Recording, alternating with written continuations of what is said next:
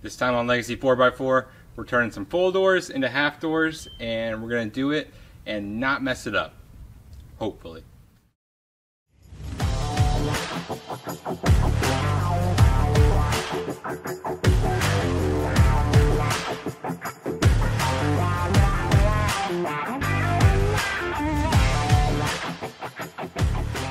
Full day to start this project. This time we're making half doors in the Dodge. So first things first, strip the door and make the first aggressive cut. As you can see, the door is already stripped, so we're good to go on that part. Next thing we're gonna do, cut the door. It's a big aggressive jump, but it has to be done. This is how you get the big shape and the big picture, and then it's all that fine metal working. So let's get right to it and let's cut this door.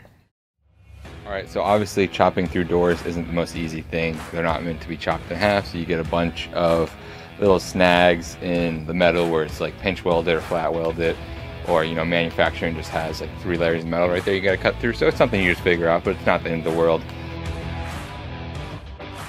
All right, had to move inside because it got dark out. It was busy all day. I'm trying to get this done as soon as possible. So all I'm doing is cutting out plates that somewhat resemble the top of this, laying them on. I'm matching one side, I'm matching the front side to it so I can get a nice clean weld. Then I'm taking a grinder and I'm cutting the rest of it out. That way I know I have a nice clean section and I can weld both sides, and that's how I'm gonna do it.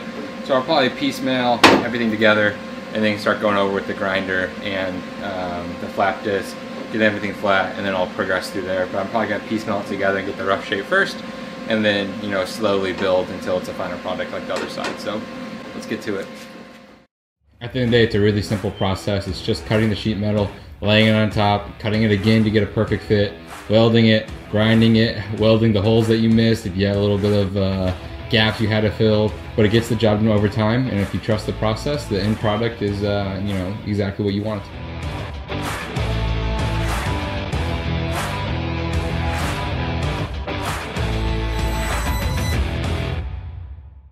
Alright, as you can see, I skipped ahead. I got the block primer on. It's just a filler primer. It works really easy for welds because it fills up some of the little gaps you have. This is not perfect. There's a bunch of welds on here that aren't great and they're not perfect, and I'm not going to change it. I'm not going to change it because the whole thing's going to be caged and the whole body's going to catch dents and stuff in it, so I'm not too worried about it. I just want it to have the function of all being there and be close enough to perfect for me that it's not going to irritate me while I'm driving it. So that's how that turned out. Next step's gonna be painting the outside of it red. I'm just using Rust-Oleum like Sunrise Red. It's close enough to the original color. Like I said, close enough works for me. And then I'm gonna bed line the top part as well as the inside. So let's go knock out those 2 steps and we'll be done with these half doors and we can talk about them more. Okay guys, I just got done both doors. Everything's ground down as smooth as I want it to be. It's not super smooth, but it's as smooth as I need it to be. And I think it's gonna, come out great when there's a cage around it and everything's dented from hitting the sides of it off things on the trail. So not too worried about it. This is how it turned out.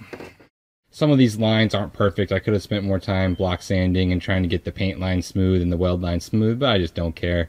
It looks good enough and it's gonna perform the purpose of having half doors. So not too worried about it. Yeah guys, that's it for that one. These are done. Next thing coming up on this one's gonna be some tube Nerf bars with Jake.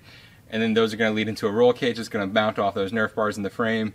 And then we're also going to do some do-it-yourself beadlocks with Jake's plasma cutter. So stay tuned. Lots more work coming to the Dodge.